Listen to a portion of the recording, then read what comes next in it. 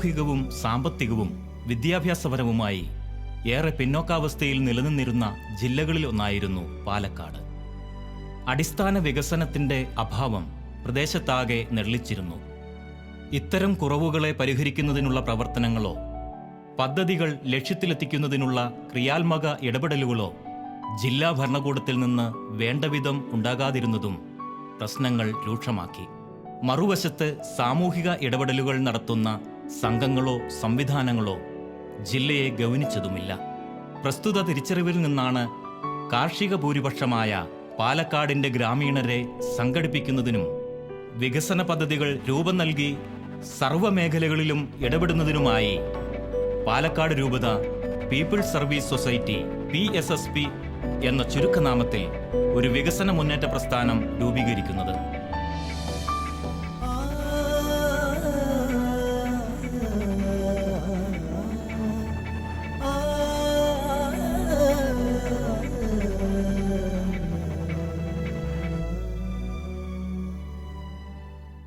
പാലക്കാട് രൂപത 1974 സെപ്റ്റംബറിലാണ് ആരംഭം. ഇവിടെ 20ഓളം പള്ളികളും വളരെ കുറച്ച് അച്ഛന്മാരെ അന്നുണ്ടായിരുന്നുള്ളൂ. പാലക്കാടും കോയമ്പത്തൂരും ചേർന്നതായിരുന്നു പാലക്കാടിൻ്റെ വിസ്തൃതി എന്ന് പറയുന്നത്. സാമൂഹ്യ പ്രവർത്തന മേഖല എന്ന് പറഞ്ഞാൽ അന്ന് തൃശ്ശൂർ രൂപതയുടെ ഭാഗമായിരുന്നതിനാൽ അവിടെ ചെയ്തിരുന്ന ഏതാനും കാര്യങ്ങൾ ഇവിടെ ചെയ്തുകൊണ്ടിരുന്നു. വളരെ സംഘടിതമായ രീതിയിലുള്ള പരിപാടികളൊന്നും അന്നില്ലായിരുന്നു. വളരെ പ്രത്യേകമായി CRSൻ്റെ ഫുഡ് പ്രോഗ്രാം ആണ് മെയിനായിട്ട് ഇവിടെ നടപ്പാക്കിയിരുന്നത്. അതിലൂടെ ഒത്തിരിയേറെ കാര്യങ്ങൾ ചെയ്യാൻ സാധിച്ചു. അട്ടപ്പാടി പ്രദേശങ്ങളിൽ റോഡ് നിർമ്മാണം, ഭവന നിർമ്മാണമൊക്കെ സാധിച്ചിട്ടുള്ളത് ഈ ഫുഡ് ഫോർ വർക്ക് പ്രോഗ്രാമിലൂടെയാണ്.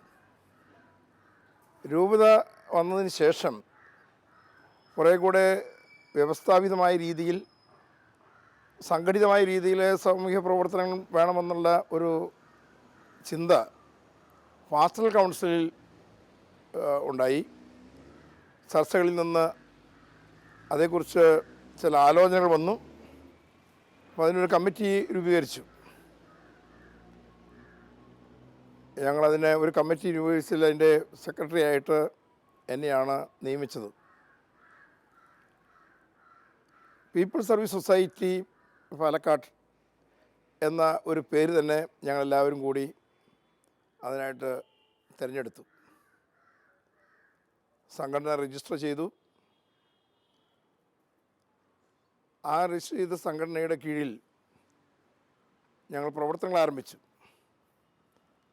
ഞങ്ങൾക്ക് പ്രത്യേക ഓഫീസ് റൂമോ കെട്ടിടങ്ങളോ മറ്റു സംവിധാനങ്ങളൊന്നുമില്ലായിരുന്നു. എങ്കിൽ തന്നെയും ഓരോരുത്തരും അവരവരുടെ ഇടവകളിലും അവരായിരിക്കുന്ന സ്ഥലത്തും നിന്നുകൊണ്ട് തന്നെ പരിപാടികൾ സംവിധാനം ചെയ്തു. സത്യം, നീതി, മനുഷ്യമഹത്വം എന്നിവയെ ആസ്പദമാക്കി ഒരു സ്നേഹ സമൂഹം കെട്ടിപ്പടുക്കുക എന്നുള്ള പ്രഖ്യാപിത ലക്ഷ്യവുമായിട്ടാണ് 1978 പീപ്പിൾസ് സർവീസ് സൊസൈറ്റി പാലക്കാട് സ്ഥാപിതമാകുന്നത്. പാലക്കാട് രൂപതയുടെ സാമൂഹ്യ സേവന വിഭാഗമെന്ന നിലയിൽ അഭിമന്യ പിതാക്കന്മാരുടെ തുടക്കത്തിൽ അഭിമന്യ ജോസഫ് ഇരുമ്പൻ പിതാവിൻ്റെയും പിന്നീട് ജേക്കബ് മനത്തോടത്ത് പിതാവിൻ്റെയും വളരെ താല്പര്യപൂർവമായ ഇടപെടലിലൂടെയും നേതൃത്വവുമാണ് പീപ്പിൾസ് സർവീസ് സൊസൈറ്റിയെ പാലക്കാട് ജില്ലയിൽ വളരെ അറിയപ്പെടുന്ന ഒരു സ്ഥാപനമായിട്ട് വളരുവാനും ജനകീയ പ്രസ്ഥാനമായിട്ട് മുന്നേറുവാനുമായിട്ടും ഇതിലൂടെ ധാരാളം ആ പേര് സൂചിപ്പിക്കുന്നത് പോലെ തന്നെ പാലക്കാട് ഉള്ള ജനതയ്ക്ക് ഏറെ സഹായകരമായ വിധത്തിൽ മുന്നോട്ട് പോകുവാനായിട്ട് പീപ്പിൾസ് സർവീസ് സൊസൈറ്റിക്ക് സാധിച്ചിട്ടുള്ളത്. PSSPയുടെ പ്രവർത്തന ശൈലി എന്ന് പറയുന്നത് സംഘടിപ്പിക്കുക, ശാക്തീകരിക്കുക, സ്വയം പര്യാപ്തമാക്കുക എന്നുള്ള വിധത്തിലാണ് പ്രവർത്തിച്ചു വരുന്നത്.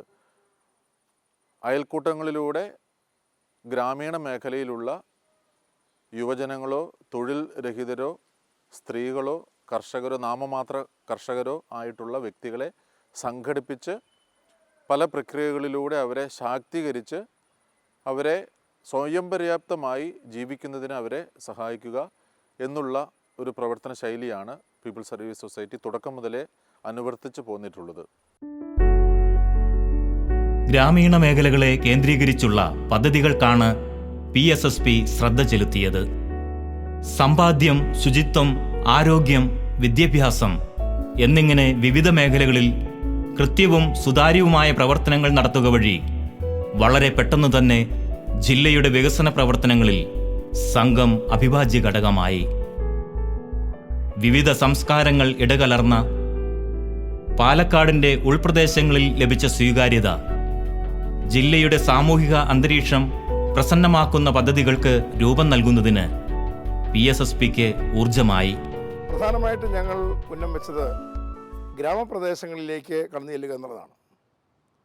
അവിടെ കഷ്ടത അനുഭവിക്കുന്ന ആളുകളുടെ ജീവിത രീതി മനസ്സിലാക്കി അവർക്ക് സാധിക്കുന്ന കാര്യങ്ങളൊക്കെ ചെയ്യുവാൻ ഞങ്ങൾ ഏകദേശം ഒരു തീരുമാനമുണ്ടായി.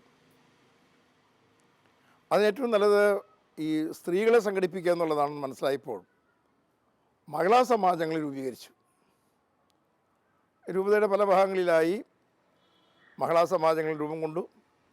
പ്രധാനമായിട്ടും ഇടവകളോട് ചേർന്നാണ്. മഹിളാ സമാജങ്ങളിൽ ക്രിസ്ത്യാനികൾ മാത്രമല്ല, നാനാജാതി മതസ്ഥരും അതിൽ ഉൾപ്പെട്ടിരുന്നു. അവരുടെ പ്രവർത്തനം എന്ന് പറഞ്ഞാൽ അവർ 2 ആഴ്ച കൂടുമ്പോൾ ഒരുമിച്ച് കൂടും. അവരുടെ ആവശ്യങ്ങളൊക്കെ അവർ പരസ്പരം ചർച്ച ചെയ്യും. അങ്ങനെ വന്നപ്പോൾ അവർക്ക് ഒരു ഇൻകം ജനറേറ്റിംഗ് പരിപാടി വേണമെന്നുള്ളൊരു ആശയം വന്നു. അപ്പം ഞങ്ങൾ ബാങ്ക് വഴിയായിട്ട് അവർക്ക് പശുവിനെ വളർത്താൻ ഉള്ള ഒരു സംവിധാനം പരസ്പരം ജാമ്യം നിന്നുകൊണ്ട് ബാങ്കിൽ നിന്ന് DIR ലോൺ പ്രകാരം അവർക്ക് സംഖ്യ കിട്ടി. അങ്ങനെ ഒത്തിരി മഹിളാ സമാജങ്ങൾ അതിൻ്റെ ആനുകൂല്യം പറ്റിയുണ്ടായി. വളരെ നിശ്ചിത വിധത്തിൽ തന്നെ ക്രമീകൃതമായി തന്നെ അതിൻ്റെ സംഖ്യ തിരിച്ചടയ്ക്കുന്നതിലും ഈ സംഘങ്ങൾ നല്ല ശ്രദ്ധ ചെലുത്തി. അതുകൊണ്ട് തന്നെ ബാങ്കുകാർക്ക് വളരെ താല്പര്യമായിരുന്നു ഞങ്ങളുടെ ഈ മഹിളാ സമാജങ്ങൾക്ക് ലോൺ തരാനായിട്ട്. ലോക്കലായിട്ട് മഹിളാ സമാജങ്ങൾ ഉണ്ടാക്കുമ്പോൾ അത് എങ്ങനെ നടത്തണം, എങ്ങനെയൊക്കെ മുന്നോട്ട് പോകണം എന്നതിനെക്കുറിച്ച് ഒരു ദിശാബോധമില്ലാത്ത സ്ത്രീകളായിരുന്നു. അവരെ ഒരുമിച്ച് കൂട്ടി ഭാരവാഹികൾ ആദ്യം തന്നെ സമാജം തുടങ്ങുന്നതിന് മുമ്പ് തന്നെ 4-5 പേരെ വീതം എല്ലാ സ്ഥലത്തു നിന്നും അയക്കാൻ പറഞ്ഞു. കുറേ പേരെ അയച്ചു. അവരെ ഒരുമിച്ച് കൂട്ടി എങ്ങനെ മഹിളാ സമാജം ഉണ്ടാക്കണം, അതുകൊണ്ടുള്ള ഗുണങ്ങൾ എന്താണ്, അതുകൊണ്ട് എന്തൊക്കെ സമൂഹത്തിൽ ചെയ്യാൻ സാധിക്കും എന്നതിനെയൊക്കെ പറ്റി അവർക്ക് ക്ലാസ്സുകൾ കൊടുത്തു. പിന്നീട് അവർ മഹിളാ സമാജം രൂപീകരിച്ചതിന് ശേഷം president, vice president, secretary, joint secretary, treasurer അങ്ങനെ 5 അംഗങ്ങൾ മിനിമം എല്ലാവിടെയും ഉണ്ടായിരിക്കണം. അവരെ ഒരുമിച്ച് കൂട്ടി അവർക്കും ക്ലാസ്സുകളും പരിശീലനങ്ങളും കൊടുത്തിരുന്നു. പിന്നീട് പ്രസിഡൻറ്റുമാരെയും വൈസ് പ്രസിഡൻറ്റുമാരെയും തനിയെ വിളിച്ച് അവർക്കും പരിശീലനം കൊടുത്തു. അതുപോലെ സെക്രട്ടറിമാരെ എങ്ങനെ റിപ്പോർട്ടുകളൊക്കെ തയ്യാറാക്കണം എന്നൊക്കെ പരിശീലനം കൊടുക്കാൻ വേണ്ടി സെക്രട്ടറിമാരെയും ജോയിൻറ്റ് സെക്രട്ടറിമാരെയും വിളിച്ച് അവർക്ക് ക്ലാസ്സുകൾ കൊടുത്തു. പിന്നെ ട്രഷറർമാരെ വിളിച്ച് കണക്കുകൾ എങ്ങനെ കൃത്യമായി സൂക്ഷിക്കണമെന്നും അതൊക്കെ എങ്ങനെ ഓഡിറ്റ് ചെയ്യാവുന്ന വിധത്തിലാക്കി വിൽക്കണമെന്നും ഓഡിറ്റ് ചെയ്യിപ്പിക്കേണ്ടത് എങ്ങനെയാണെന്നൊക്കെ അവരെ വിളിച്ച് പരിശീലനം കൊടുത്തിരുന്നു. ഇതിന് ശേഷം ഓരോ സ്ഥലത്തും പോയി അവർക്ക് വേണ്ട നിർദ്ദേശം കൊടുത്തു. മാത്രവുമല്ല അന്നുണ്ടായിരുന്ന ഫണ്ടിൽ നിന്നും സീഡ് മണി എന്ന് പറഞ്ഞ് ഒരു മഹിളാ സമാജം രജിസ്റ്റർ ചെയ്ത് കഴിഞ്ഞാൽ അവർക്ക് 1000 രൂപ വീതം കൊടുത്തിരുന്നു. അന്ന് 1000 രൂപ കിട്ടുന്നത് വലിയ കാര്യമായിരുന്നു. അതുകൊണ്ട് പലയിടത്തും അവർ മഹിളാ സമാജം തുടങ്ങാനും അത് ഭംഗിയായിട്ട് കൊണ്ടു നടക്കാനും ശ്രമിച്ചു. അതിൻ്റെ ഫലമായി ഏകദേശം ഒരു 60ഓളം മഹിളാ സമാജങ്ങൾ രൂപതയുടെ പല ഭാഗത്തായും തുടങ്ങാൻ ഞങ്ങൾക്ക് സാധിച്ചു. ഈ മഹിളാ സമാജത്തിലുള്ള അംഗങ്ങൾക്ക് സെമിനാറുകളൊക്കെ നടത്തുമ്പോൾ ഡിസ്ട്രിക്റ്റ് വിമൻസ് വെൽഫെയർ ഓഫീസറെ വിളിക്കാറുണ്ട്. അതുകൊണ്ട് അവരിവിടുത്തെ ഈ കാര്യങ്ങളൊക്കെ കേട്ടപ്പോൾ അവരുടെ അടുത്ത് മഹിളാ സമാജം രൂപീകരിച്ച് രജിസ്റ്റർ ചെയ്യാൻ ആരെങ്കിലും വന്നാൽ ഉടനെ അവർ പീപ്പിൾസ് സർവീസ് സൊസൈറ്റിയിലേക്ക് നിങ്ങൾ പോകുക, ചക്കാന്തര പള്ളിയുടെ അടുത്താണ്, അവിടെ ചെന്നാൽ അവിടുത്തെ ഫാദറും ആളുകളൊക്കെ നിങ്ങളെ സഹായിക്കുന്നു പറയും. അങ്ങനെ അവർ വരാറുണ്ട്. അവർക്കും ഈ നിബന്ധനകളോടുകൂടി ഞങ്ങൾ സഹായങ്ങളൊക്കെ കൊടുക്കാറുണ്ട്. രജിസ്ട്രേഡ് സൊസൈറ്റി ആകുമ്പോൾ അത് ഒരു സെപ്പറേറ്റ് എൻറ്റിറ്റിയാണ്. എങ്കിലും അവരെ ഓർഗനൈസ് ചെയ്ത് കൊണ്ടുപോകാൻ ഞങ്ങൾ വളരെ സഹായിച്ചിരുന്നു. മാത്രവുമല്ല അവർ ലോക്കലായിട്ടെടുക്കുന്ന പ്രവർത്തനങ്ങളിൽ അവർക്ക് നിർദ്ദേശങ്ങളും കൊടുത്തിരുന്നു. പിന്നെ അവർക്ക് ക്ലാസ്സുകൾ കൊടുക്കാൻ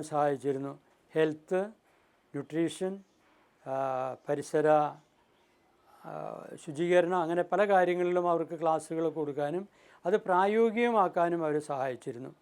അതൊക്കെ വളരെ നന്നായി കുറേ കാലം നടത്തിയതിൻ്റെ ഫലമായി ഞങ്ങളുടെ മഹിളാ സമാജങ്ങളുടെ എണ്ണങ്ങളൊക്കെ കൂടിക്കൊണ്ടിരുന്നു. കുടുംബശ്രീ, അയൽക്കൂട്ടങ്ങൾ എന്നിങ്ങനെയുള്ള വനിതാ സഹായ സംഘങ്ങൾ സർക്കാർ തലത്തിൽ പ്രാവർത്തികമാക്കപ്പെടുന്നതിനു മുമ്പേ ഇത്തരം കൂട്ടായ്മകൾ ക്രൈസ്തവ സഭയ്ക്കു കീഴിൽ നിലവിൽ വന്നിരുന്നു. സ്ത്രീകളുടെ ഉന്നമനം കുടുംബത്തിൻ്റെയും സമൂഹത്തിൻ്റെയും സാമൂഹിക അന്തരീക്ഷത്തെ മാറ്റിമറിക്കുമെന്ന യാഥാർത്ഥ്യത്തിൽ നിന്ന് രൂപപ്പെട്ട മഹിളാ സംഘങ്ങൾ വഴിയാണ് പാലക്കാട് ജില്ലയുടെ വികസന പ്രവർത്തനങ്ങൾ ഏറെയും PSSP ആസൂത്രണം ചെയ്തിട്ടുള്ളത്. 6ഓളം മേഖലകളായിട്ട് തിരിച്ചാണ് PSSPയുടെ പ്രവർത്തനങ്ങളെ ക്രമീകരിച്ചിട്ടുള്ളത്. അതിലേറ്റവും പ്രധാനമായിട്ടുള്ളത് കുടുംബം, കുട്ടികൾ, അവരുടെ ശാക്തീകരണം എന്നുള്ള വിഭാഗമാണ്. ഫാമിലി ഡെവലപ്മെൻറ്റ് പ്രോഗ്രാമിലൂടെ സേവ് എ ഫാമിലി പ്ലാൻ പോലുള്ള പദ്ധതികൾ ജില്ലയിൽ ആവിഷ്കരിച്ച് വളരെ സാധുക്കളായ കുടുംബങ്ങളെ തിരഞ്ഞെടുത്ത് അവർക്ക് സാമൂഹിക സാമ്പത്തിക ശാക്തീകരണത്തിലൂടെ സ്വയം പര്യാപ്തമായ കുടുംബമായിട്ട് നിലനിൽക്കുവാനും വളരുവാനായിട്ടും അവരെ സഹായിക്കുന്നു.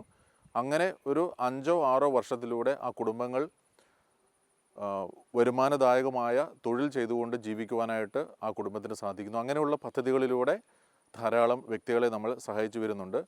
സേവ് എ ഫാമിലി പ്ലാൻ എന്നുള്ള പദ്ധതിയിലൂടെ മാത്രം എല്ലാ പ്രാവശ്യവും 300ഓളം കുടുംബങ്ങളെയാണ് നമ്മൾ കഴിഞ്ഞ ഈ 42 വർഷവുമായിട്ട് സഹായിച്ചു പോരുന്നത്. അധിക ബാധ്യതയില്ലാതെ ചുരുങ്ങിയ മുതൽ മുടക്കിൽ കുടുംബങ്ങളുടെ സാമ്പത്തിക അടിത്തറ വിപുലപ്പെടുത്തുന്ന പദ്ധതികളാണ് സംഘം രൂപപ്പെടുത്തിയത്.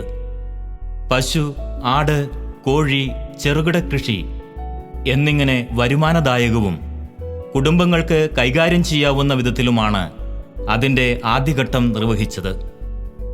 ഒപ്പം തന്നെ മഹിളാ സംഘങ്ങൾക്ക് ആവശ്യമായ ബാങ്ക് വായ്പകളും PSSPയുടെ ഉത്തരവാദിത്വത്തിൽ ലഭ്യമാക്കി. 1978 PSSP ആരംഭിക്കുന്നത്. ആരംഭിച്ച കാലം മുതലേ ഉള്ള ഒരു പ്രധാന പ്രവർത്തനം സ്ത്രീ ശാക്തീകരണ മേഖലയാണ്. പാലക്കാട് ജില്ലയെ സംബന്ധിച്ച് വിദ്യാഭ്യാസപരമായിട്ടും സാമ്പത്തികമായിട്ടും ഏറ്റവും പിന്നോക്കം നിൽക്കുന്ന ഒരു മേഖലയായിരുന്നു സ്ത്രീകളുടേത്.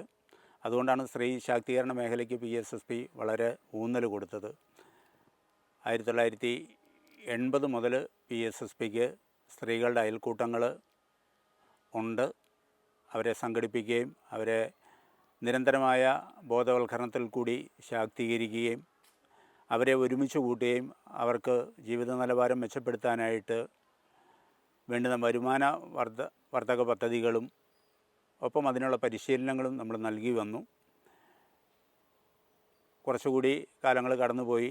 2000-2001 കാലഘട്ടങ്ങളിൽ നമ്മൾ കുറച്ചുകൂടി ഈ മേഖല ശക്തിപ്പെടുത്തുകയും സ്ത്രീകളെ കൂടുതൽ സംഘടിപ്പിക്കുകയും ചെയ്തു. നമുക്ക് പാലക്കാട് ജില്ലയിൽ ഏതാണ്ട് 9 ബ്ലോക്കുകളിലായിട്ട് നമ്മുടെ പ്രവർത്തനങ്ങൾ, സ്ത്രീ ശാക്തീകരണ പ്രവർത്തനങ്ങൾ ഇന്ന് വളരെ ഊർജിതമായിട്ട് നടക്കുന്നു. ഒപ്പം 2012 നബാർഡ് നമ്മളെ സമീപിക്കുകയും കുടുംബശ്രീ അംഗങ്ങളല്ലാത്ത സ്ത്രീകളെ ജില്ലയിൽ കണ്ടെത്താനും അവരെ ഒരുമിച്ച് കൂട്ടാനും അവർക്ക് വേണ്ടുന്ന പരിശീലനങ്ങൾ കൊടുക്കാനും അതിന് ബാങ്ക് ലോണുകൾ തരപ്പെടുത്തി കൊടുക്കുകയും ഒക്കെ ചെയ്യാനായിട്ട് നമ്മളെ ഏൽപ്പിച്ചു. അന്ന് മുതൽ നമ്മൾ പ്രവർത്തനം ആരംഭിച്ചു. ഇന്ന് ജില്ലയിലെ 1200ഓളം ഗ്രൂപ്പുകൾ വളരെ നല്ല രീതിയിൽ പ്രവർത്തിച്ചു വരുന്നുണ്ട്. ഒരു 12,000ഓളം അംഗങ്ങൾ ഇന്ന് നമുക്കുണ്ട്.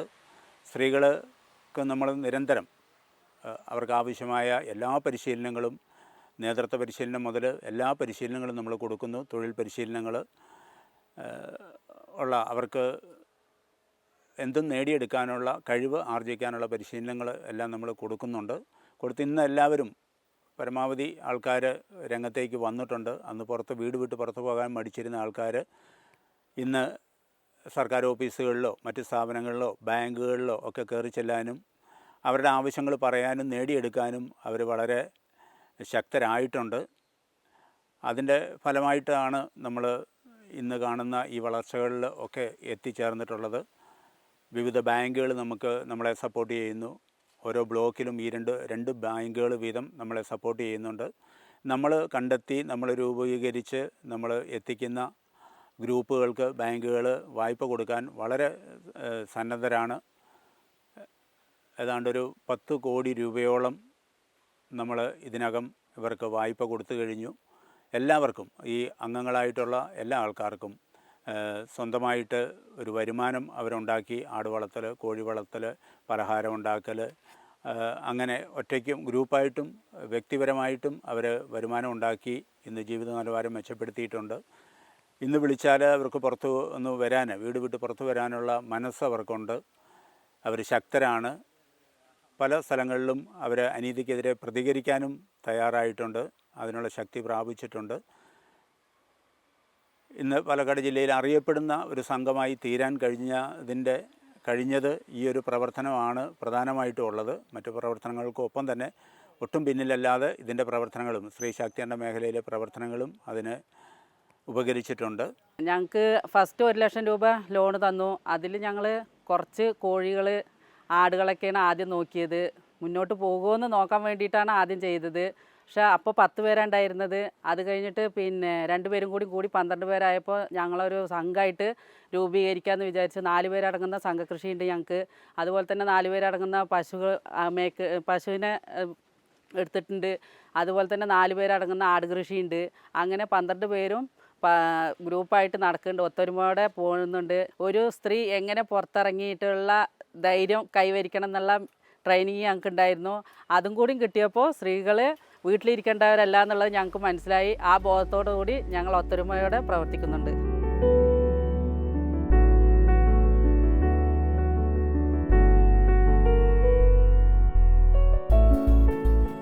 കുടുംബശ്രീയിൽ ഉൾപ്പെടാത്ത സ്ത്രീകളെ കണ്ടെത്തി, വീട്ടമ്മമാരെ കണ്ടെത്തി അയൽക്കൂട്ടം രൂപീകരിക്കാൻ നബാർഡിൻ്റെ നിർദ്ദേശമനുസരിച്ചാണ് ഇവിടെ ഞാൻ എത്തിയത്. ഇവിടെ ഇപ്പം നമ്മൾ കൂടുന്ന എങ്ങനെയാണെന്ന് വെച്ചാൽ ആഴ്ചയിലാണ് അയൽക്കൂട്ടത്തിൻ്റെ മീറ്റിംഗ് കൂടുക. ആ അയൽക്കൂട്ടം 4 അയൽക്കൂട്ടമാണുള്ളത്. 4 അയൽക്കൂട്ടവും ഒരു സമാജമാക്കി രൂപീകരിച്ചിട്ട് സമാജത്തിൻ്റെ മീറ്റിംഗ് മാസം കൃത്യമായി നടക്കണം. ഈ സമാജത്തിലൂടെയാണ് അയൽക്കൂട്ടങ്ങൾക്ക് വേണ്ട നിർദ്ദേശങ്ങൾ കൊടുക്കുന്നത്. അതിൽ പ്രസിഡൻറ്റ്, സെക്രട്ടറി ഉണ്ട്. അത് നമ്മൾ രജിസ്ട്രേഷൻ ചെയ്ത് പ്രവർത്തിക്കുന്നുണ്ട് ഗവൺമെൻറ്റിൻ്റെ ഇതിൽ. പിന്നെ 2012 മുതൽ നബാർഡിൻ്റെ നിർദ്ദേശമനുസരിച്ച് പീപ്പിൾ സർവീസ് സൊസൈറ്റിയാണ് ഇത് ഏറ്റെടുത്ത് നടത്തുന്നത്.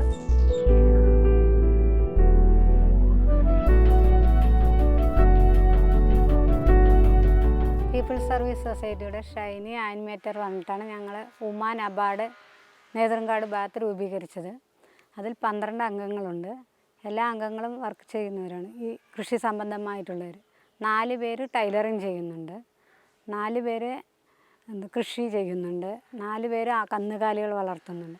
ഈ പീപ്പിൾ സർവീസ് സൊസൈറ്റിയിൽ നിന്ന് 2 തവണയായി ഞങ്ങൾക്ക് 4 ലക്ഷത്തോളം രൂപ ലോൺ അനുവദിച്ച് തന്നതുകൊണ്ടാണ് ഞങ്ങൾ ഈ കൃഷി തുടങ്ങി ഓരോ സംരംഭങ്ങൾ ചെയ്തു വരുന്നത്.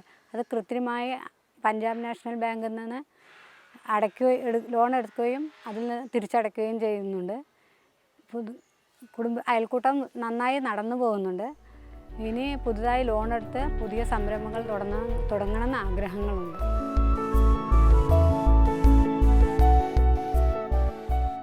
നിറദീപം അയൽക്കൂട്ടത്തിലെ 12 പേരാണ്. അത് എല്ലാം വീട്ടമ്മമാരാണ്.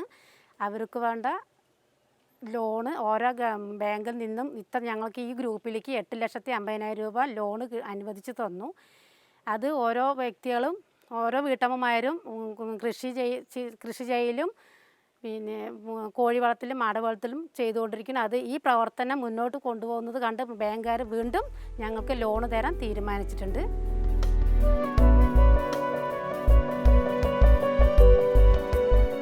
ഈ മഹിളാ സമാജംകാരെ ഇങ്ങനെ ഒരുമിച്ച് കൂട്ടുന്ന സമയത്ത് അവരുടെ കുട്ടികൾ വരും കൂടെ.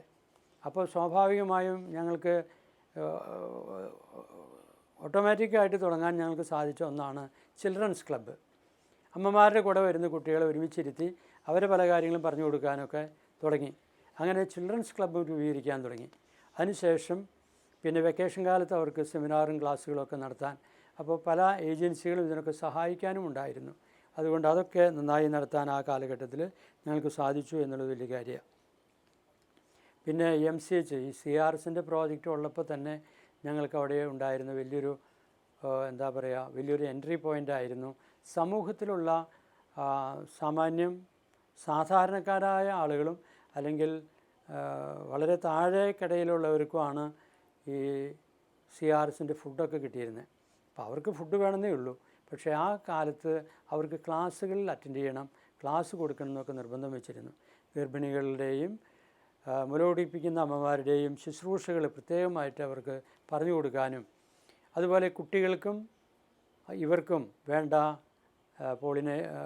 പോളിയോ പിന്നെ വാക്സിനേഷൻസ് അതൊക്കെ കൊടുക്കാനൊക്കെ പ്രത്യേക നിർദ്ദേശങ്ങൾ കൊടുത്ത് ഡോക്ടർമാരെ വരുത്തി അങ്ങനെയൊക്കെ അതൊക്കെ ചെയ്തിരുന്നു എന്നുള്ളത് വലിയൊരു കാര്യമാണ്.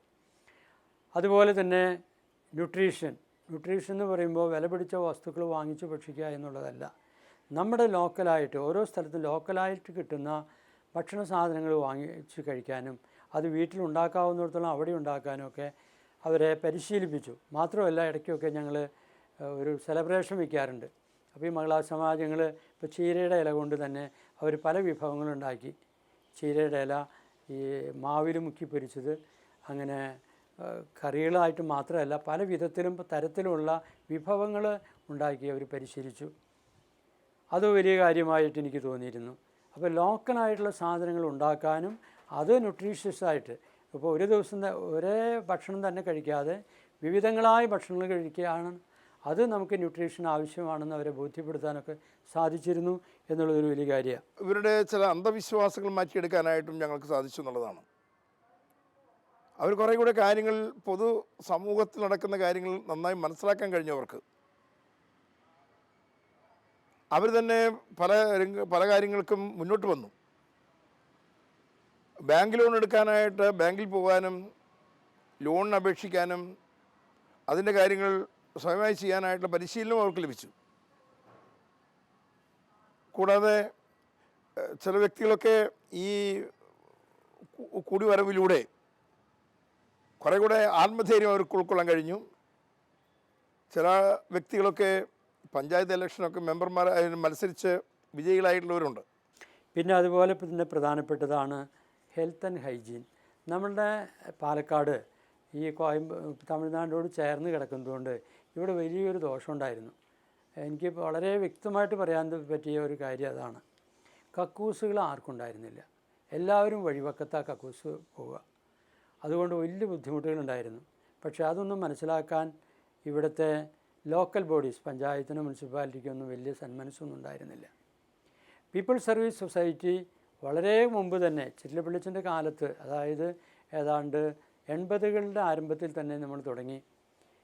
ജർമ്മനിയിലെ മിസിയോ എന്നൊരു സംഘടന നമ്മളെ സഹായിച്ചിരുന്നു. അതിന് ഒരു പ്രോജക്റ്റ് ഉണ്ടാക്കി അയച്ചിരുന്നു. അതിൻ്റെ വെളിച്ചത്തിൽ നമ്മൾ എല്ലാ കൊല്ലം 500-600 ക്ലോസറ്റ് വിതരണം ചെയ്തിരുന്നു കക്കൂസ് ഉണ്ടാക്കാനായിട്ട്. പിന്നെ ആളുകളെ ഒന്ന് ബോധവാന്മാരാക്കാൻ കക്കൂസ് എങ്ങനെ ഉപയോഗിക്കണം, അതുകൊണ്ടുള്ള ഗുണങ്ങൾ എന്താണ് എന്നൊക്കെ പറഞ്ഞ്. പിന്നെ പഞ്ചായത്തുകൾ, ഞാൻ കാഞ്ഞിരപ്പുഴയ്ക്ക് ഇരിക്കുമ്പോൾ കണ്ടതാണ്, പഞ്ചായത്തുകൾ ഇത് ഏറ്റെടുത്ത് അവർ ചെയ്യാൻ തുടങ്ങി. പക്ഷേ അവിടേക്ക് കണ്ട ഒരു ദോഷം എന്താണെന്ന് വെച്ചാൽ അവർ സിമെൻറ്റിൽ വാർത്ത കക്കൂസാണ് കൊടുത്തിരുന്നത്. അതുകൊണ്ട് അത് വൃത്തിയായിട്ട് സൂക്ഷിക്കുന്ന കാര്യം വലിയ ബുദ്ധിമുട്ടായിരുന്നു. ഞങ്ങൾ കക്കൂസ് കൊടുക്കുക മാത്രമല്ല, അത് എങ്ങനെ ഉപയോഗിക്കണം, ഉപയോഗിക്കുന്നതിന് മുമ്പ് വെള്ളമൊഴിക്കണം, പിന്നെ എപ്പോഴും അതിൽ വെള്ളം നിൽക്കണം, അതിൽ പോകുന്ന മാലിന്യം നമ്മൾ വെള്ളമൊഴിച്ച് ക്ലീൻ ചെയ്ത് കളയണം. അതൊക്കെ ഇപ്പോൾ നമുക്ക് കേൾക്കുമ്പോൾ ഒരു തമാശ തോന്നും, പക്ഷേ അന്ന് അതൊന്നും അവർക്കറിയില്ലായിരുന്നു. പാലക്കാട് ജില്ലയിലെ ക്രൈസ്തവർ എന്ന് പറയുന്നത് വളരെ മൈനോറിറ്റി സമൂഹമാണ്. ഇവിടുത്തെ ഹൈന്ദവരും മുസ്ലിമുകളും ക്രൈസ്തവരും എല്ലാം നല്ല ഐക്യത്തിലും സ്നേഹത്തിലുമാണ് ജീവിക്കുന്നത്.